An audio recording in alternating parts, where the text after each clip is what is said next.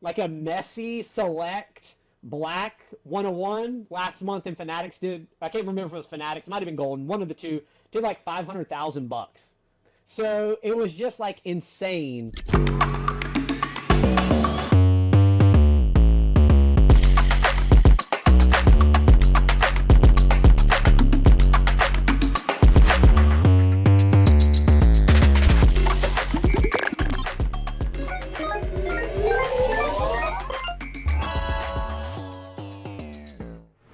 All right, what's going on, guys? We are back. We've got another episode today of Cards and Content. A little different than usual, a lot different than usual, as we were normally live on Mondays. Today will be the first episode we ever drop on a Wednesday, and going forward, we anticipate this being on a Wednesday. We are adding something a little different today. That's definitely what's going to be on my mind, is we're trying to change it up a little bit, add some more value to the podcast. We've got a section coming a little bit later, Stockwatch, something we're trying a little bit different with a regular on the podcast, our guy Gabe Card Stacks. Gabe is someone I think does an incredible job in the content space, just a good overall person, knows college football better than anybody I know. And with college football being such a big part of our brand, me personally, obviously being a huge college football fan, excited to get more into that and some of the opportunities in the college football space. It is, again, something that has changed a lot with NIL, more products. It's not your traditional football, your NFL by any means, but it has a lot of similar tendencies. We're going to talk about who's up and who's down in that space, what we're looking at. So that is that is one thing we're doing, trying to, add some cool guests to the podcast. We've got a special one today. Our friend Jameson joins the podcast here in a little bit, so excited to get into his interview. We've got another really cool guest coming next week as well. Excited for you guys to see that. A little different than we might normally do, so we'll get into that next week. But we've got some fun guests lined up, some new additions to the show. Hopefully you guys enjoy them. But as always, if you guys have any feedback, would love to know about that. Would love to know about ways to make this better and more valuable for those of you who are listening. Now, because we've got an interview, because we've got a new section called Stockwatch, I won't ramble too much. If I was going to continue on though, what's on my mind this week? Just had that shop remodel here in our world. We're going into Grove City Card Fest. I've been to a couple. We went to a show not too long ago, and wasn't exactly the busiest I've ever seen it. Heard some rumblings that a couple other shows people have been to lately had been a little light. I never heard anything about Philly. We were supposed to go to that, didn't work out. I had heard Dallas was pretty good, but didn't end up hearing how Philly went. A few other shows I had heard weren't exactly the most well attended. So as somebody who is putting on the show in our backyard on a Sunday, this is a show I'm going to be very intrigued to see how it goes. It's been really, really good. We've been very fortunate for great turnout so far. On a Sunday, thankfully the show starts super early at 8, really 9 a.m. You got that 8 a.m. get in early. But with NFL football not starting till 1, I'm going to be curious to see how this goes. We see a little softening in the market. One thing we've been talking about here is just we're at this point now where we're really getting into the football season. We'll talk about it with the college football stuff, but really in the NFL season right now, you're seeing, guys are getting hurt. Guys aren't playing. Guys are playing poorly. Guys are getting benched. We just saw yesterday Jackson Dart named starter over Russell Wilson. What is that? 3-4 weeks in? Like, things are happening pretty quickly, so you're going to see some guys moving in the right direction. I would imagine Herbert stuff is up. I would imagine Jackson Dart's going to see a little spike. Whether he wins or loses is another debate, but then you see guys like Michael Penix get benched, J.J. McCarthy's hurt, Joe Burrow's hurt, Jaden Daniels hurt, Brock Purdy is hurt. We're just at this point now where it's like, who do we look to buy as we're in the season, and the volatility of the market is, I would tell you, pretty extreme. If these guys don't perform and are not lighting the world on fire, the demand definitely subsides. There's interest in kabooms and downtowns when the case hits, but are people really wanting to buy thousands of dollars, hundreds of dollars worth of a quarterback who's getting benched or is injured and out for 5-6 weeks? So I think it's what I'm curious about for this weekend and with us is this a softening of the market? Is it timing? Is, the show we went to just more of a fluke, and was it a timing thing? What is, kind of going on in the market right now with baseball about to wrap up, not too far from hockey, not too far from basketball, football's getting underway, college football is starting. We're, getting ready to enter Q4 here in, the rest of the year. So at an interesting spot where we'll get to it later in the podcast, but massive release week, massive, right? Hopefully this is not a sign that the market is softening. Hopefully this is a sign the market is, took a couple weeks off and we're about to be back here with some of these sports ramping up. Hockey, basketball, baseball playoffs, football getting going. Hopefully that's a sign of some upward trajectory going into Q4, because this release week is one of the craziest I've seen in a long, long time. Some things we're really excited about and some things I know the market is really excited about with some major basketball releases. So excited to learn and see what's going on. Hopefully Grove City Card Fest is amazing, so if you're local, come check that out. But we'll see. Hopefully report back on that next week, give you guys an update on how it went. But again, don't want to ramble too much. I want to get into these interviews. I want to talk to Jameson. I want to have you guys listen to Stockwatch for the first time, provide some feedback, let us know if you liked it, if you didn't like it, what we could do to improve it and make it better and ultimately provide more value. So let's kick it over to our interview with our guy Jameson, Exquisite Sports Collectibles, for this week's podcast interview. All right, what's going on, guys? We are back. We've got a very special guest today on the podcast, a good friend, someone I've known in the hobby for quite a while. We've got Jamison with us today from Exquisite Sports Collectibles on Instagram, who has one of the best collections I've ever seen. You guys will definitely have to check out his personal page, but he also owns a shop.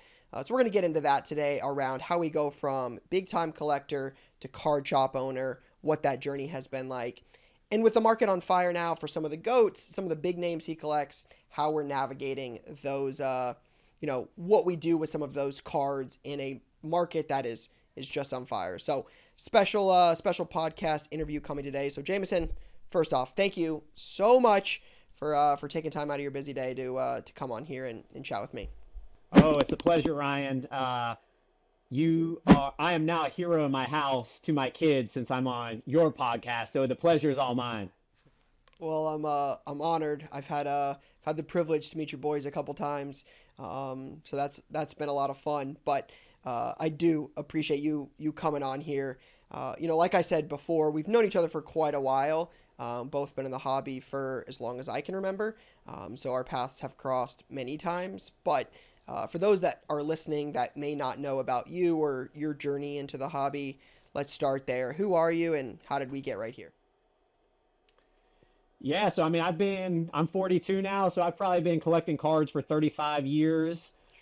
Started like most kids, just going to the hobby shop and opening packs and chasing down 89 King Griffey Jr. rookies and 1990 Lee Frank Thomas rookies.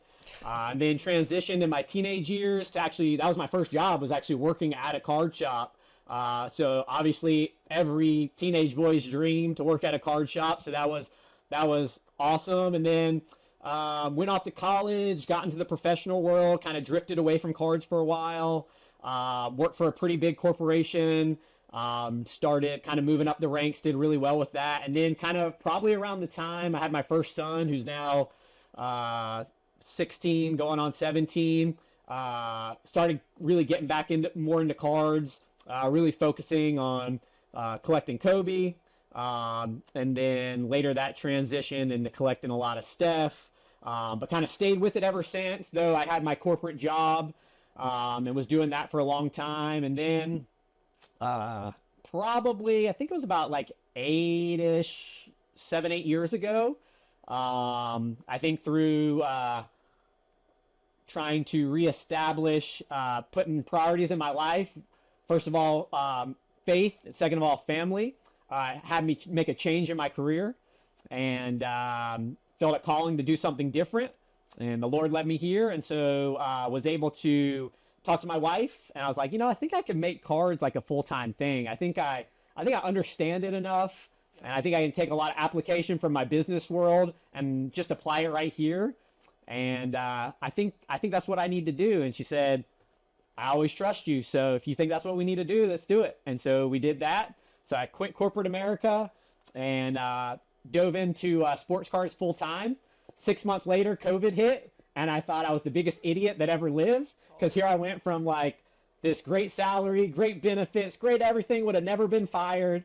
And now the world is ending. Nobody's going to want cards. And I have 2 kids and a wife I got to support. And so the first couple weeks was really rocky. But then after that, the rocket ship took off, and ended up being the greatest decision I ever made. And so transition now. Now, as you mentioned, we opened up the shop about a little over 2 years ago.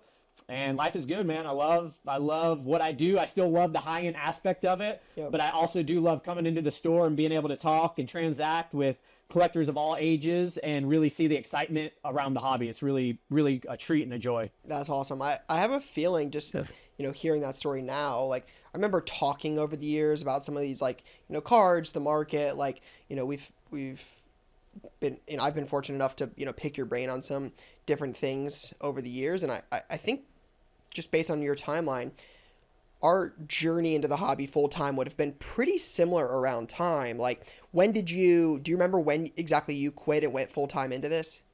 Let's see. We moved here like it would have had to have been it would have had to have been 2017-ish, maybe, I think. Gotcha. Yeah, No, I was like, no, I'm sorry. That's wrong. I quit my job in September of 2018, got married in October of 18, and then bought my first shop in May of 19. Okay. And then COVID didn't happen until, essentially the beginning of 2020. Yeah. I think that was when it happened. So I was about 7 months into owning a shop, and that's when it happened for me. So I was like, I think our journeys started right around the same time. Yeah, it must have been 2019 then, because I think, I probably left my job the beginning of 2019. We moved to North Carolina the middle of 2019, and then that would make sense. Like 6 months later, COVID happened in the beginning of 2020. So yeah, timeline matches up for sure. Yeah, so obviously I didn't have the kids and a wife, or like the kids in a house at the time, and I certainly wasn't moving across country, but I definitely remember those very same conversations around, you're 7 months in, I was 7 months into like my lifelong dream. I wanted to own a card store. Like I've wanted to do that since I was a kid, and I was like, dude, this is awesome. And then they're like, hey, the world's going to shut down. You can't go anywhere. Sports won't be on. And you have to stay in your homes, and your business is going to be shut down. I'm like, I'm going to fail miserably. This is not going to go anywhere. I can't eat these cards. Like, this is going to be awful. And then, like you say, it happened so quickly. And, we were shut down for 1 day shy of 2 months. Went online to sell some stuff. And, like you look back and you're like, this is one of the best decisions I ever made. Yeah. It was a crazy time. I mean, even though like we're definitely back in like a peak, like a bullish market, I would say. Yeah. Like the pandemonium, like around those COVID times, I don't think we may ever see again. Just with literally everything 3, 4, 5, 6x, didn't really matter what it was. People were waiting in line for blaster boxes at Targets and Walmarts and all that. I mean, people were probably fighting over them. It was just like, you were pulling DeAndre Hunter, no disrespect to DeAndre Hunter, Prism base cards, grading them, PSA 10 selling for like $200. I mean, none of it made sense. It was so crazy. And I think that's to look back. Yeah, and I think that's such a good point, because like you look at like the COVID period and you're like, okay, well, what happened to make this explode, and like why we won't get it again, right? Like, one, most people weren't working, right? You're getting checks from the government at home, and the supply thing, the supply strain was real. Like, we weren't getting shipments from China. So like top loaders were $10. Like, you're paying $10 for top loaders. Like, everything went up, subsequently. So it's like looking at those things, it was obviously like a crazy time. I think the market isn't. We'll get to the market piece because I really want to hit on that as someone that you collect such unique and big time stuff. So I think we'll get into that. But I want to take a little backtrack here. You talk about getting into the hobby. When you have your first son. How did you get to like the Instagram, the social media aspect for cards? Like, how did you get there? And then, like, what's the early journey for like exquisite sports collectibles, like your personal IG page? Like, how did that journey happen? So I don't know if you remember. You probably do. I mean, you've been in the back in the day, people were using things like I think it was Photo Bucket. Oh yeah. And this is what led me to Instagram. Yeah, this is pre-Instagram, and so like that was how you would show your collection. Someone would be like, "What do you have to trade?" And you'd copy your Photo Bucket URL, you'd send it to them, and then I remember, I don't remember who I saw was starting to use it, but I did notice some people were starting to use Instagram. I was like, well, that seems kind of cool. It seems a lot more efficient too than, because I can take the picture on my phone. I don't have to load. It's just a lot less cumbersome. So I think I was like, well, it's a pretty cool way to display your collection. It's if you're traveling or like you're at a show and someone wants to know what you have, you can kind of show them. So I think that's kind of how I thought about it. I was like, this just seems a lot more efficient. So I think that's kind of how it kind of was born. I wouldn't say I had to copy someone else because I'm not smart enough to do that on my own. So I probably copied somebody who was already using it. I was like, that's pretty smart. I should probably just do that. And so I think that's just how it was born. And so that's just kind of how it started taking off. And there was just a really cool place where you could like scroll and just like, wow, that's an awesome card. That's an awesome card. If you filter your content to just be kind of card related, that was pretty much all you would see. So it was just a really cool I thought it was a really cool way for collectors to have this display and kind of see what people have and kind of just as a community and a hobby, just kind of share really cool pickups and kind of what you had available. So I thought it was pretty cool. Yeah, it's funny. I mean, my entry like into social media for cards was almost identical. Like, because I'm sure you remember just being in the hobby as long as you have. Like, before social media, it was real big. Like, before there was like Facebook and before there was like Twitter and Discords and Instagram. Like, it was forums. So it was like the Blowout Days, the sports card forum. There was Beckett forums. Like, before social media, it was the forums. And I remember Blowout was the big one. Like, I had 1,000+ feedback. I was on Blowout all the time making deals. And you had like a signature. So like you could put in there like, WTB, like want to buy. And then you'd put like the 10 guys you're after. And then you'd put like your Photo Bucket link. Well, Photo Bucket wanted to charge money. So I remember I was like, I'm a young hustling kid. I'm like, I don't want to pay $5 a month. What are we doing here? Like I'm trying to, I'm flipping Tom Brady base cards for quarters and dollars. Like I'm about to pay $5 to show my pictures. And Instagram, this was like 2013, like Instagram's starting to get big. So I was like, all my friends from high school were like posting about it. I'm like, I'm not doing none of that. Like, I don't want that, but I'll post my cards here. Then I can just use my Instagram link and I just be like, hey, check out my cards here. It's free. And then you can message me on there.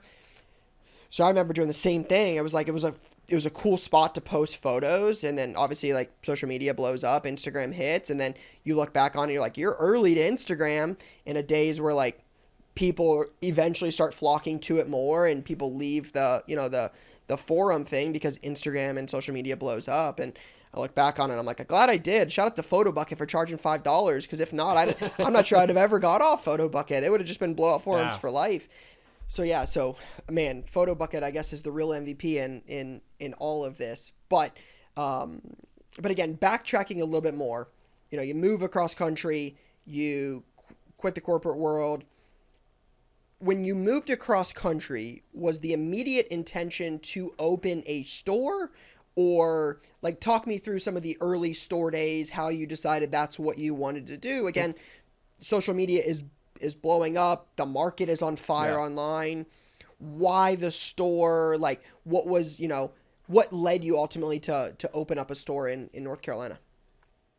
So when we first moved down, I was kind of just feeling things out for a little bit, and things were just going so well online, and with conjunction with COVID going on and a lot of just like one week you could do this, one week you couldn't, one week you could do X. The parameters and the guidelines were always changing. Kind of during that I would say that more hardcore COVID phase, I wasn't really looking at a shop. And then once we kind of started coming out of that, and it looked like life was kind of returning to normal, people were going back to work, like people were starting to be like, okay, we're kind of done with this, we're ready to like live a normal life again. That's really when I looked at my surroundings. I thought the area that we were in could use a vibrant, healthy shop. And I talked to my wife, and I was, I'd worked my whole life, and I love my family, and I love spending time with them.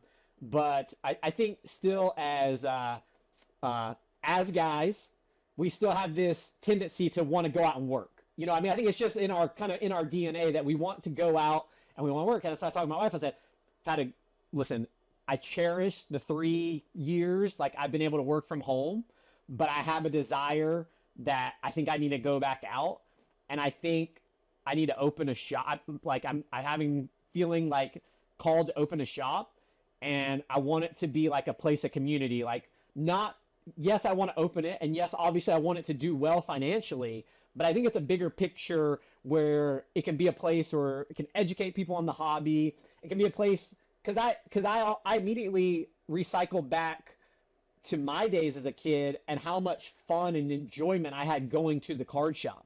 And I wanted to have that place for kids to be able to go.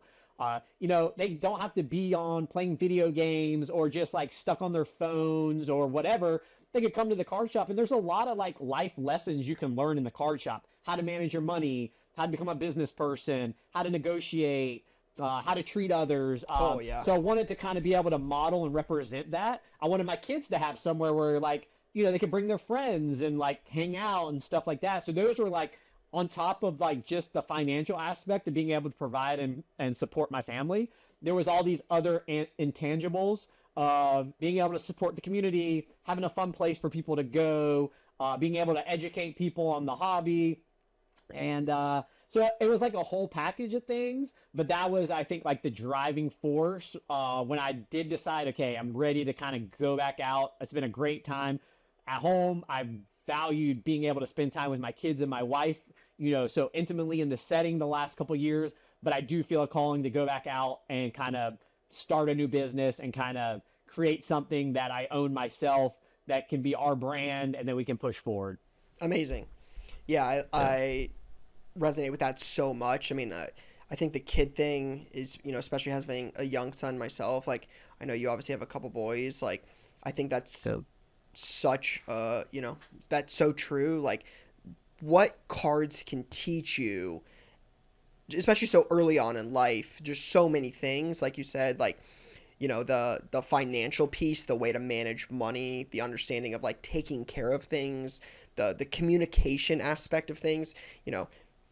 I was 20 years old getting into like social media. Like I was pretty uncomfortable behind the camera. Like cards have taught me a lot from like the social aspect of things. Like, so I've learned a lot there. I think that's such a big thing for it. And especially like, you as a father with 2 kids. So I love that piece of it. Tell me, what were some of like, you're going through COVID, you're a big time collector. Like, I don't want to understate that. Like you have we'll get into like, your collection, why you collect what you collect. I do want to touch on that, but to go from a big collector to building an LCS, like those are definitely different things. Like, I always say like big cards are awesome, but like when you put them in a card store, it's rare somebody's walking in and buying a Steph Curry Logo Man auto. Like one, they're not usually for sale, but somebody walking in off the streets to buy that is unique. So it's a different from like what you were collecting to then what you're trying to build during that time period. Those are vastly different things. What were some of those early days like with building a shop, trying to basically be at a whole different segment of the market, from online high-end collector to in-store LCS owner? Well, first, going back real quick, I want to give you your props too, because you're a big reason why a lot of these kids are so savvy and so well educated in the hobby these days from watching your content. I know my kids do. And there's a couple of you guys out there that do a great job of being wide open and allowing people to come on your journey. And so props to you, because I know you Thank you. inspire a lot of the kids that come into our shop. So I'll probably be like 9 times cooler after this releases, because they're going to know that we have a relationship and we're friends. But so props to you. I want to give you your flowers before I transition to my Appreciate piece. that. So kudos to you. Yeah, I mean, that was a big shift I had to make when I opened the shop. It was, it was no longer like I couldn't buy for myself. I had to buy for what the people wanted. And sometimes the card I like the most is not the best card for the shop. Yep. And one of the big things, and maybe we'll talk about it later, we can get it. I think as a shop owner is having your liquidity right. And so if you have X amount of liquidity, let's say you don't want to take 25% of your liquidity if that's your card liquidity. Now, you could have shop liquidity and you could have personal collection liquidity, but if you have shop liquidity, you don't want to take 20% of your liquidity and put it into one card. That's terrible use of money unless you're flipping it right away. So I definitely had to take a different approach, and I had to actually kind of reacclimate myself into segments of the market that I wasn't spending a lot of time in. The $50 to $100 to $200 slab market, the value box market, which I know you are the king of the value boxes. I had to really start, okay, Jameson, you have to re-educate yourself, because I was kind of in that higher tier for so long. So, but it was kind of fun at the same time, because it was causing me to kind of step into different parts of the market that I wasn't spending a ton of time in, and kind of relearn buying habits, patterns, what are fair percentages to pay in these certain aspects, what turns quickly, what doesn't. So there's definitely there was definitely a learning curve for me, actually coming down from the top back down to middle and lower end market. So that was kind of fun, because it kind of created kind of some new learning for me. But I definitely had to okay, you have to turn off Jameson the collector, and you have to turn on Jameson the hobby shop owner, because what you like for you is not what you're going to be selling, and you'll use all your liquidity getting into cars that you can't sell in the shop if you don't change that. So that was one thing. That was probably for me, the biggest thing was okay, you may have to pass on a big card that you want for your personal collection in order to buy this really big lot that's going to do a lot better for you in the shop, that's going to fill your showcases from top to bottom. And so that was definitely a dynamic in my brain that had to be switched. But now that we're kind of 2 years into it, I feel like I have a much better grasp, and I'm able to kind of flow in and out of both segments of mind thinking in the market today, which has been helpful. Yeah, I think that's so important. I've talked a lot about that on other podcast episodes around the liquidity and cash flow piece. I think that's something a lot of people, when you get into the card space, you don't really understand. I remember when I first opened and I bought the card store, we closed it for 7 days, remodeled it, opened. And at the time, I'm actually going to post a picture about this on IG. I found it the other day looking for an old photo. I have a receipt from buying 2018-19 Prism FOTL basketball on Panini's website at $120 a box before Dutch auction. And at the time, those were big boxes. I had Optic FOTL, which I still have 2 left. I had NT 2018 first off the line. I had bigger boxes, and I put them in my showcase, and I'm like, dude, these are awesome. Everybody will want these. And then people come in, they're like, hey, do you have any blasters? Do you have any Pokemon packs? Do you have anything? And I'm like, no, but I have FOTL. What do you mean? And then you start to realize that it made more sense early on. I learned this very quickly that it can't be the stuff I would want to rip. It can't be the stuff that I think is cool. Then you just have build a museum. You've got to have things that most people would want to buy, most people can afford to buy. It's cool to have some nice high-end stuff in there, and you want to have variety. And as we've been able to build, just like you start to look at it different. You start to take more chances, put out cooler stuff. But for the most part, it's it makes more sense to have something everybody can afford. And then, like you said, when a $5,000, I remember passing on a LeBron jambalaya. I'm a second year jambalaya. I'm or first year or second year. don't remember, but I just remember passing and being like, I can't afford this. I cannot afford to tie up this much capital in this card because, again, like, you know how much product I can buy to put on my shelves? So, like, you know what I can do with this money? So it's like that opportunity cost piece. You have to make a lot of hard decisions when you don't have infinite funds, and every dollar you get goes back into your shop. Like, I remember learning that the tough way very early on, and so I think that's such a true point. Now, what would you say, like, you know, you're a couple years into this now, what would be some of your, like, tips or, like, advice you would give to somebody if they wanted to open now, just knowing what, like, you have learned, you know, going through this process over the, you know, a couple years? I would just say, one, it's not as easy as it looks. You know, everybody wants to own a card shop, but it's not as easy as it looks. Your liquidity is huge. So I would recommend not to say don't make the jump, because I'm not trying to discourage someone, but just make sure you have all your ducks in a row before you just plunge for it, go all in on it. Also, I would say is people are huge. Like, the people that work for you are a huge factor.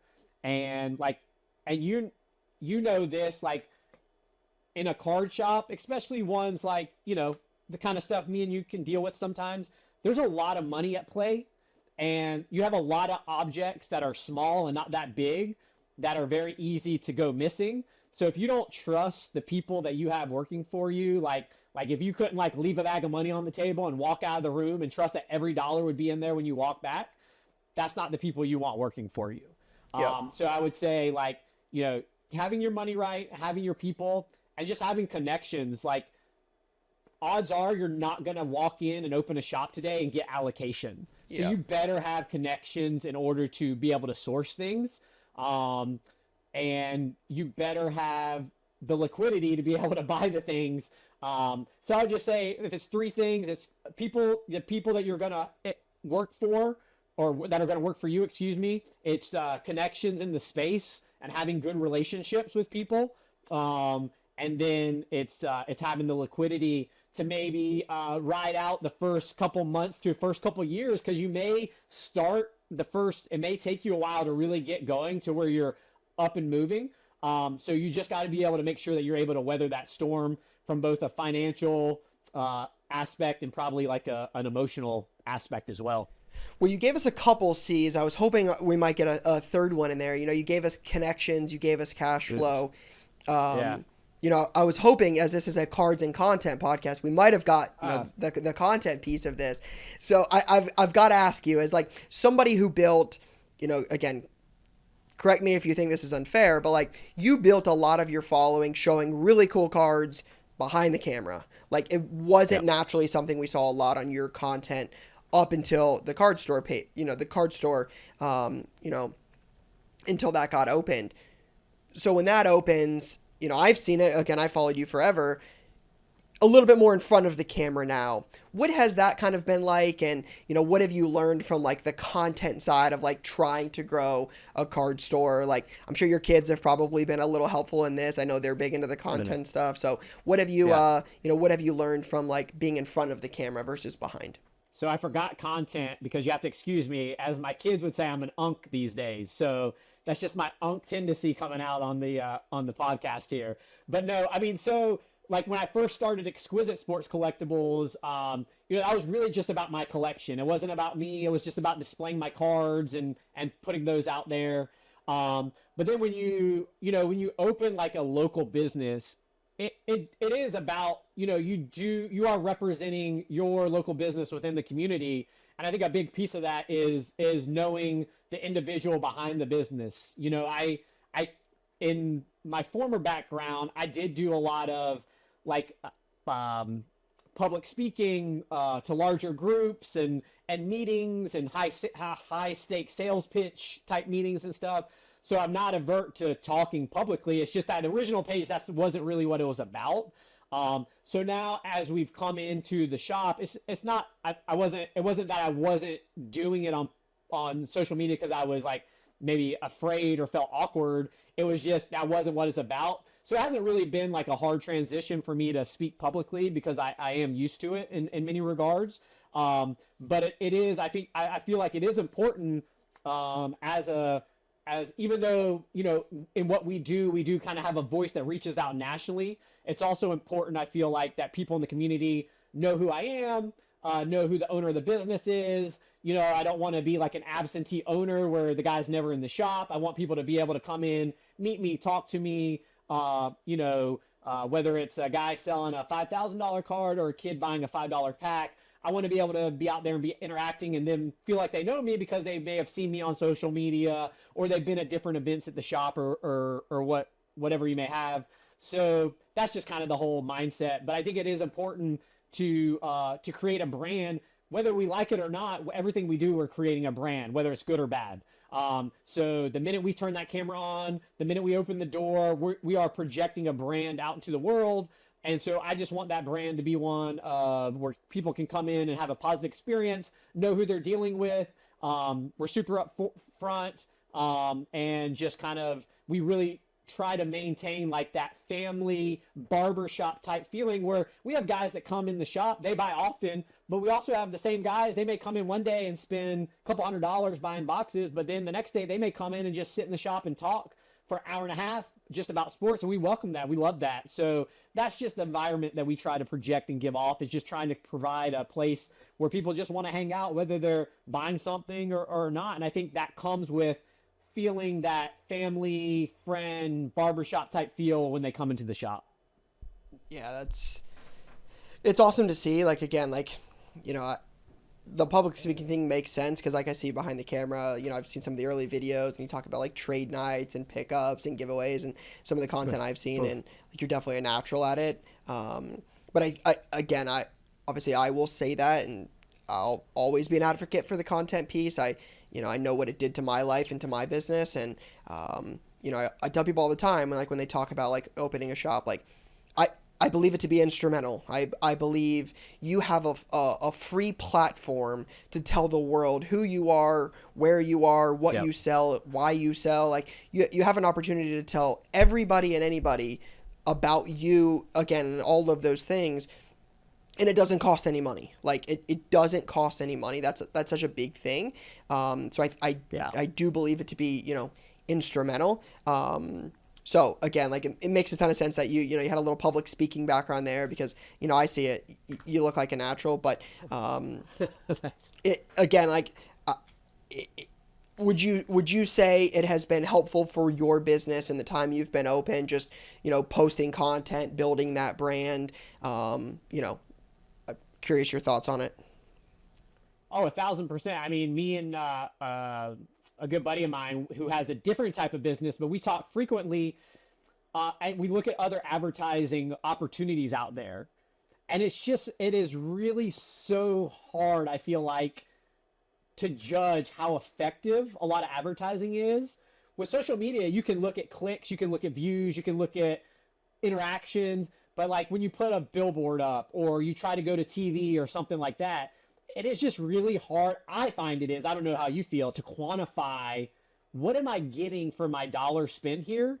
Where online, it's like you instantly have like, okay, like I can see like people really responded to this post, so I need to do more stuff like this. Or, wow, nobody really liked this post, I can probably stay away from stuff like this.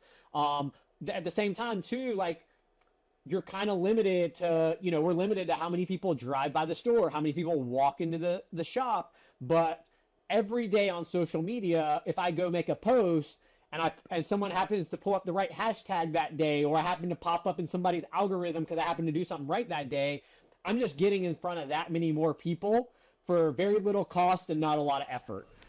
So, I mean, just the tentacles and the spider web that social media can create and put you into people's algorithms that you've never come in contact with, you've never seen before, you've never talked to before. And they'll message us like, wow, we didn't even know you were here. We're going to come check you out this weekend, or this or that or whatever. Absolutely. I mean, the power of social media is immeasurable. For as many infinite bad things that can happen in social, there's also an infinite number of really great things that can come to you and your brand just by being active. And you never know what's going to be the viral thing that can make you go viral or get you attention or make you people recognize you that never have before. So yeah, I mean, social media is just an awesome place. And really, it's where at the end of the day we do 80 to 90% of our advertising is coming through those social channels for sure. Yep. Yeah, I think it's huge, and I think your point is, well taken. I talk about it a lot, where it's like it's your direct audience, right? You're posting like, hey, these are our cards, this is our store, this is what we sell, this is our giveaway. Like you're hitting your very specific client when you are slowly building that up. Where it's like when we post now, it's we've gotten some videos that like you have obviously with the brand we've been building for so long, like you have a video go viral and you get other people that are directly into the card space, but a majority of our following has interest in cards. Now you can post that you're selling this, you're doing this, and like from the business side of things, it's like what better audience than X amount of people that are interested in cards, interested in the hobby, and are looking for things around the hobby. I mean, you're directly talking to that, to those people. It's a very powerful tool. Again, it leads to a lot of great things, and to build the community online is a whole different conversation. But when you're a business, when you're a card shop, to be able to tell people again about yourself and where you are, I think it is a great tool, especially when it's free. Now, Couldn't agree anymore. I know we talked about it in the beginning. The market is in a very unique spot right now. I think we would both agree that there are some things on fire. I would tell you right now that I know we talked a little offline. It feels similar to COVID just in terms of like a crazy, crazy spike in specific things. I think that's probably the biggest difference in COVID is the stuff on fire right now, I would tell you, is the GOAT stuff. Would you agree with that? Good. Yep. Absolutely. Yep. So the GOAT stuff. So I would argue this is a lot of the stuff you collect. You've got Babe Ruth cuts posted on your page, Jordan exquisite logo, limited logos, Steph Curry logo man, a whole variety, a whole plethora of, big time pieces. When the market is where it's at now and you have those type of items, what kind of goes through your head? I'm curious, as somebody that owns a card store but collects some of the best cards on earth, how do you navigate a time like this where those cards are just, exploding in demand, exploding in popularity? You have them, but you're also a card store owner. What's kind of like your thought process with where we are today in the market? Yeah, I mean, I definitely think we have some COVID-ish numbers happening now. I think we kind of touched on this earlier. I think the difference is where you're really seeing that push is what I would consider like investment grade pieces. So it's not just the water's coming up, so all tides are rising, but Yep. really it's just this heavy focus on, to your point, the GOAT guys, and really to their top, the more exclusive and the higher in the piece, it's almost the more kind of frenzy is happening over it. I think you're seeing a couple things happen. One, I think you're seeing some new players entering into the market that are bringing some big money. On top of, you have hardcore collectors on top of that. And at the end of the day, if there's only 10 of a Michael Jordan card, 10 of a LeBron card, 10 of a Kobe card, 10 of a Tom Brady card, that's not a lot to go around for everyone. So now you're getting these feverish kind of tendencies, I think, when we see the auctions or we're taking a look at the private market where some of this stuff is transacting.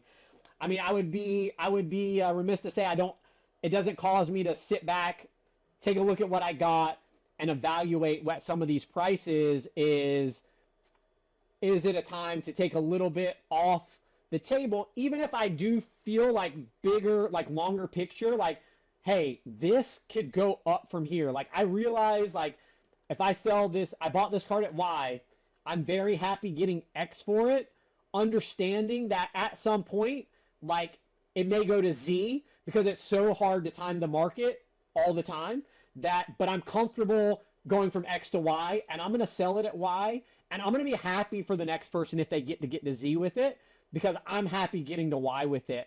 And so when I take a look at that, it's not just about, we talked about this earlier, it's not just about, for me, it's not just about the card shop, but it's also like am I putting my family in the best position long term, taking some money off the table, being able to reinvest it into our family and whatever you may have it from there. So I just take a look at pieces, and it comes down to like, okay, if I lost this piece tomorrow, could my collecting adventure continue? And though I hate to see it go, and I do like the card, could I eventually use that funds to go do something else that ultimately is going to be of more joy to me and my family, or grow the business, or whatever it may be? And so, though it does cause sometimes for me to get rid of some cards that I really like, and if money were infinite, I would maybe hold on to it. At the end of the day, money is not infinite for at least me. And so at time to time, I have to look at scaling some things back, even though I really like them. Love it. So, thinking through, your statement there around like, money is not infinite. We've got to move. Not necessarily we have to move, but like it might make sense to move them to better position your business, your family. Have you decided to move anything? Again, like the cards you have are very, very cool. Like I love watching your page. Like I love, seeing the posts, like, as we prepared for this interview, and like, again, like we messaged, the first post on your page is two very unique Logo Man autos that like, one day I would love to say I own a Logo Man auto of one of them. Like there's not very many out there. I'm talking about Curry and Kobe. So as somebody that has those cool cards, have you decided to, come off anything? Have you sent anything to auction? Have you moved anything? We don't necessarily have to get into numbers, but like, have you decided that this is the time to sell, A, B, or C? So I ran a couple of cards last month with Fanatics, did very well. And this month it was a Ronaldo 101, and then I ran a Kobe auto, which I'd been offering for a certain amount. And then when I ran it on auction, I literally had it posted several times at a certain amount. It did about 25% more than what I was offering it for sale before it ran in the auction. Like a week before it ran, I was offering it for private sale. And then it ended up doing almost 25% more than I was auctioning it. So it made me take a look, and I was like, I had this card. I've had it for a little over a year, kind of bought it a little bit before the boom. And I just thought it was such a unique card that part of me was just so intrigued. Like part of me, just as like a collector and also just someone that enjoys the hobby, sometimes just the little bit of maybe the gambler's aspect of it. Like I was just so intrigued to see what this card could potentially do on auction. So running this month in Fanatics and their premier auction, I decided to let it's the 2004-2005, so it's second year exquisite, the Black Rainbow Michael Jordan 101 in a BGS 9.5. So it was a card I felt like had a certain floor on it that I was comfortable with, just based on private interest I've had on it. But it was also one that I thought, like, man, at auction, who knows what this card could do. So dealt with the team at Fanatics Connect. Shout out to Nate Flesher there, great guy to work with. So I ran it with Nate, and so that card is live now. It's got about 8 or 9 days left on it. So I just look at what some of the GOAT, like a Messi Select Black 101 last month in Fanatics did. I can't remember if it was Fanatics. It might have been Golden. One of the two did like $500,000. So it was just like insane. That was a Messi Black Select. So I'm like, if that, and I'm not expecting, maybe it will, maybe it won't hit that. I don't want to put any type of cap on it, but I'm like, it just made me so intrigued. I was like, all right, I just got to test this card in the open market and just see what it does. So that's running now. So we'll see what happens. So I'm super excited to kind of just see how that card, just because I don't think there's been a Jordan Exquisite 101 that's gone for public sale in years, like a long time. So I'm just really intrigued. It's just a card that it's hard to kind of put a price on it. So I just said, let's let the open market decide what it's worth. So, but Jameson, why now though? Like you've had that card, you've probably gotten offers above what you've paid for it before. Like you've been a high-end collector for a long time. You believe in the sports card market. You're in it. You're heavily invested in it like I am. Like you believe in this. Yeah. So why is now the right time to sell a one-of-one exquisite gem mint Michael Jordan card? Yeah, I think one of the things was I was able to acquire a couple other nice Jordans recently. So sometimes I always look at like scale, like I like to have a certain amount of cards of certain guys. So when I look at what I got and some of the acquisitions I had made, it was just like, okay, like I really love like the potential unknown and upside of this card at auction just because it is a 1-of-1. And I just something in me just felt like this would just be really cool to just see to test the open market on a 1-of-1 Jordan, knowing that I'm pretty comfortable that I'm going to get at least what I paid and make some money as like a floor on it. Yeah. And I already have these other really cool Jordans in my collection that I kind of felt more, I knew what the value was on this, and I felt like there was more of a cap of what they could do. I just felt with this card, like in an open scenario, I just felt the upside in an auction scenario was too. Part of it was just I thought it was going to be too fun to watch it run, and so I just wanted to let it go. When I came down to it, and I was assessing like, okay, I want to sell like. Even though I think the market is still healthy and still going to be higher, Yep. It's not me selling it because I think we've hit the top and like, okay, I got to get rid of all this stuff so I'm not left holding the bag. It was just when I evaluated what I had like in my PC at the time, I just thought like for the potential upside of this card to run in an auction, it just was like pulling on my strings like, all right, just let this one run. Let's just we may completely whiff. We may totally misjudge the market, but I just felt like the upside of a 1-of-1 exquisite Jordan running an open market in today's market was just too good of an opportunity to pass up. And I just felt like it was the time. It just felt, it's hard to say like what it was, but it's just something in my collecting sense just felt like, okay, now's the time to test the market on this card. I love that. Yeah. I think that is, again, that's what I was really trying to get there is like for somebody who owns a business, who has a family where money is not infinite, you talk about that, to have an opportunity to sell a card that like many would argue, like if you really know that space, like that is a big time card. There's not a lot of Michael Jordan exquisite 1-of-1s out there, and they don't rarely become available for sale, yet alone at a public auction. Like that's not usually how those cards are transacted, as I'm sure you would tell us. I think that's what I was really trying to extract there is like how somebody that has such unique and cool cards, thinks in a time like this where the market has skyrocketed. We were talking earlier about Kobe patch autos from Flawless earlier this year up 4x in a six month period. Like as those kind of things happen in the market, how with somebody that owns those, like how do you think and decide to move forward? And I think that is instrumental. Now I could obviously sit here and talk all day and pick your brain, like, just because I admire so much about like the collection you've built, the person you are, the shop you're building. Like, you're one of those people I've had the privilege of talking to so many times over the years, and I love to pick your brain and learn because, you are where I am, trying to be with my collection. So like I really value the time, and I'm grateful you came on here. But as we, this interview's about done, like I do want to ask one final question because I think this is important. Yep. I really value your answer here.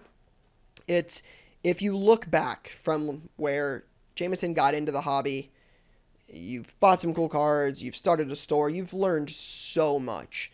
If you were starting over today from scratch, knowing what you know right now, what piece of advice would you give yourself?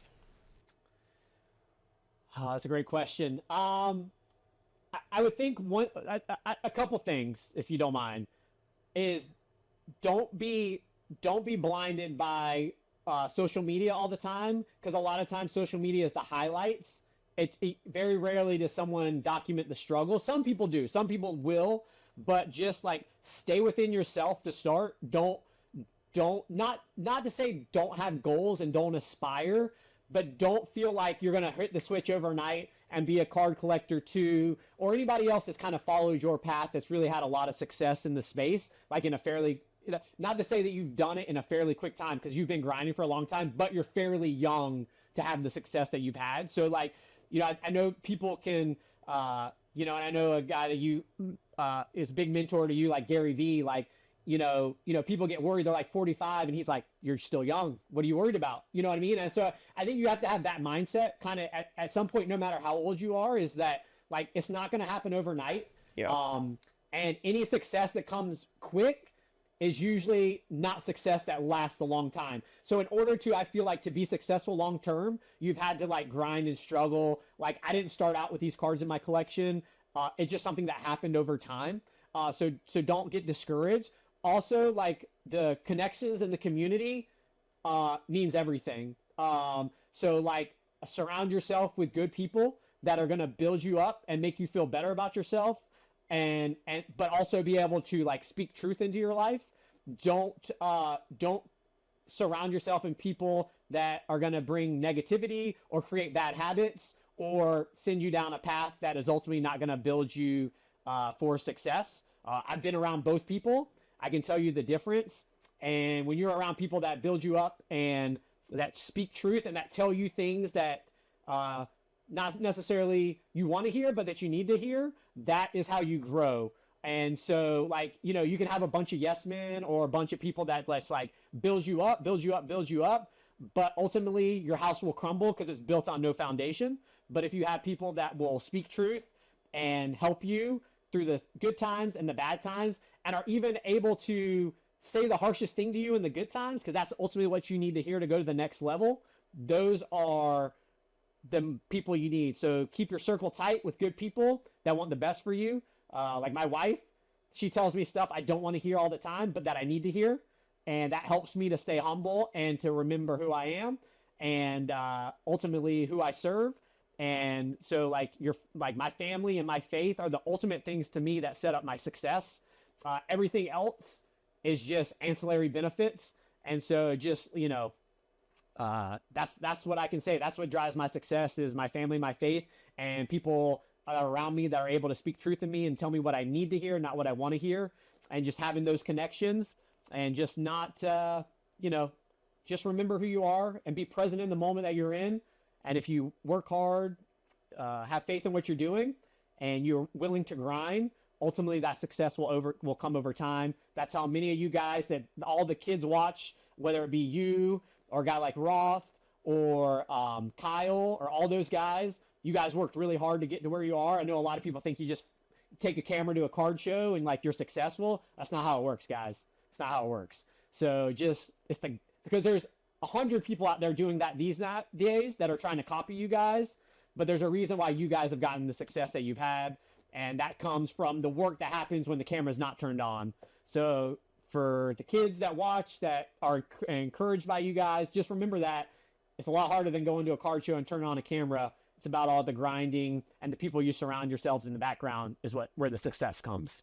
Man, that's I think that's why I enjoy our conversation so much, and I've been fortunate enough to get to know you over the years because you, I think you hit the nail on the head. I think there's a lot of great points in there. I think the people around you, like, is such a big one. I know we talked about that with Chris Costa on here. He talks a lot about that they try to scale Cardval to, shop a month, some craziness. Chris talks a lot about like the people around you matter so much. And, why having good people is instrumental, but it's also good people that will tell you what you need to hear. Cause, a lot of people will tell you like, oh, this, yeah, sure. Love this. Yeah. Good. It's easy to get somebody to tell you yes all the time. It's a lot harder to find somebody that you trust. That's also like, again, can be honest with you and can, have those tough conversations, because it's not all sunshine and rainbows. Like you said, Instagram is not all it's made out to be. Like it, you get to see a lot of like the best of the best, but there's a lot of things that happen behind the camera and, happen behind those posts that you just don't see. And I think that's instrumental in like really trying to build something, is like having the foundation of like good people who want what's best for you and, the team. I think that is instrumental. So I appreciate you coming on here. Now, I couldn't recommend enough. If you are listening, you have to check out Jameson. You have to check out the shop. Jameson, where can people find you and the shop? Yeah, so Exquisite Sports Collectibles, if you want to take a look at my personal collection, that's on Instagram. And then the shop is Port City Sports Collectibles, and we're pretty much on all socials, Instagram, Facebook. We do stuff on Whatnot and TikTok as well. So please look us up. Appreciate the follows. And Ryan, just appreciate the opportunity and the platform to come on and chat with you, man. And it's always great catching up. I know between business and family, life can be busy, so we probably don't catch up as much as we should, but it's always a pleasure, man. I appreciate it. Well, thank you so much for coming on and for chatting today. And again, if you guys are ever in Wilmington, North Carolina, make sure you guys check out Jameson in the shop there. But that is all we got for now. Peace, guys. Thanks. All right, turning it over now. I mentioned this in the very beginning of the podcast, but ladies and gentlemen, we are here. We've got another familiar face to the podcast, the most visited guest, the most frequent guest, one of my favorite people in the entire space. I talked about this a little bit earlier in the intro around bringing a new segment to the show to talk more about college football. Our guy joining us here on this show and all episodes going forward for the foreseeable future during the college football season, none other than the legendary Gabe Cardstacks. Yeah, thanks for having me. I'm excited to get going on this new segment. It's going to be a fun one. Yeah, this is this is something we've talked about for a little while, just in terms of like content around college football. And that's really what I wanted to add to this, and I couldn't think of anybody better in the space at all, not even close, just from a caliber of a human and a knowledge base on college football. So really hoping to provide some value to those of you that love the college space. I know this is a big part of both of our brands. This is a growing segment in the sports card market today. And this is, something we think we've seen a lot of growth on. We all know that, but this is something we expect to continue to grow. NIL, Topps is doing some big things. Panini has some stuff going on. So expect some future growth here. So we're going to get into a lot of different topics under this. I would imagine this segment ends up being somewhere around between 20 to 25 minutes on a weekly basis. But hopefully, again, we can provide some value to those listening who are interested in value boxes. We'll get into that here about how we think some of these guys could be in value boxes and some sneaky plays, as not everybody knows who some of these guys are. We'll talk about, some guys that are up, some guys that are down. Obviously, we're going to call this Stockwatch. So this is going to be some players that rise and fall. It may not seem like it, but a lot of these guys, Gabe, correct me if I'm wrong, a lot of these guys' prices change just like they would if they were in the NFL and playing on, Sunday Night Football. These, John Mateer and some of these guys might change like a Jaden Daniels or a J.J. McCarthy. Yeah, so I mean that's the interesting part just about the college market as it continues to grow. You're just seeing so many different fluctuations, and what I've liked about the college card market from the beginning was really that you've got the preseason hype, then you've got the season, you're going into conference championship play, the Heisman race is huge in college football. Then you've got kind of the bowl games, college football playoffs, the draft, and then you've got these guys carrying over into the NFL preseason, things like that. So I've just always been a huge advocate for just there's many entry points and exit points, and things are always changing. Guys like last year, Jackson Dart was written off, and then he zoomed back into the first round, and now actually just named the starter for New York. So just so many different fluctuations in the college card market, and always important to pay attention to those kinds of details. Yeah, I think that is such an important piece. I know that's something we've talked about a ton, is just the opportunities to sell a player and to really capitalize on a moment, whether that's one big game or a Heisman conversation or a bowl game or a primetime game, and then the draft, and then the hype. Like, there's still a market with these guys. Like, especially now in college football, you think some of these guys don't have pro cards, pro autos yet. You don't have any Jackson Dart Giants uniform autos. Those don't exist.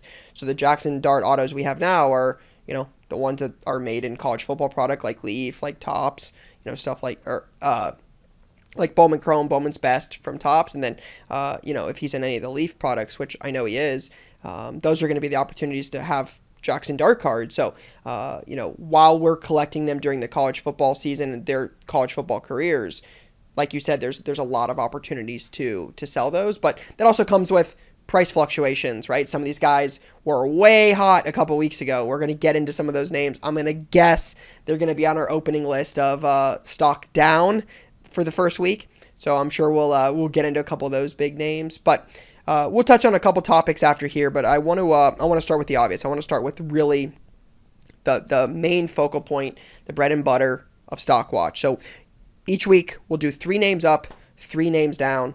We'll see who's trending in the right direction with card sales. We'll see who's trending in the wrong direction with card sales after some performances. We're on Wednesdays now, so it should give us a little bit more time to kind of see some of those transactions and see who we feel is trending in the wrong direction. So let's start with Stockwatch up. Who is going to be the guys on our list this week? Yeah. So, people say college cards don't sell, defensive players don't sell. But let me tell you about Ruben Bain Jr., defensive end Miami. This is a freshman All-American kid 2 years ago, injured last season, but still in early mock drafts in January for 2026. So, this guy's a top 10 talent. I was buying his autos on ComC for $4 or $5. That's and crazy. I was like, maybe they'll hit $10. That's a nice little flip there. This guy is just a menace. He is destroying everybody. He had 10 quarterback pressures versus Florida, 44% win rate. I'm not a huge PFF grade guy. Yeah, 44%. That's crazy. Mm-hmm.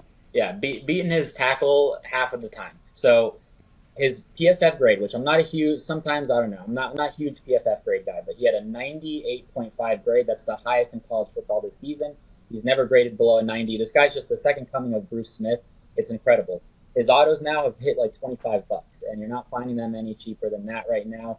People are saying, this guy should be in consideration for the Heisman. So Ruben Bain Jr., definitely watch out. They're number 2 in the country as well. Very surprising to me. So I would say Ruben Bain Jr., definitely my number 1 guy. Yeah, again, I think that's a big point. I watched, I saw a little bit of his, highlights earlier in the year. I had the Florida-Miami game on, Indiana-Illinois game on. Illinois-Indiana game got ugly in a hurry. So, as you're watching that, it's well, this isn't even exciting. The Florida-Miami game, I think Miami scored pretty quickly, so it looked like it was going to be ugly. Then it kept relatively close until later in the fourth. That dude's everywhere. That dude's an animal. I watched some of the highlights on Twitter. He is incredible. So good. I've enjoyed watching him play. Miami is definitely a team. If we would have started this weeks ago, I would have definitely never guessed Miami was going to be this good. Carson Beck actually doesn't look terrible. They've, that who was it? CJ Daniels, who had that crazy catch week 1. They look good. He's the real deal. We've got some card ladder sales up here. Brian had them up. We were just browsing while you were talking. Lava auto to $140.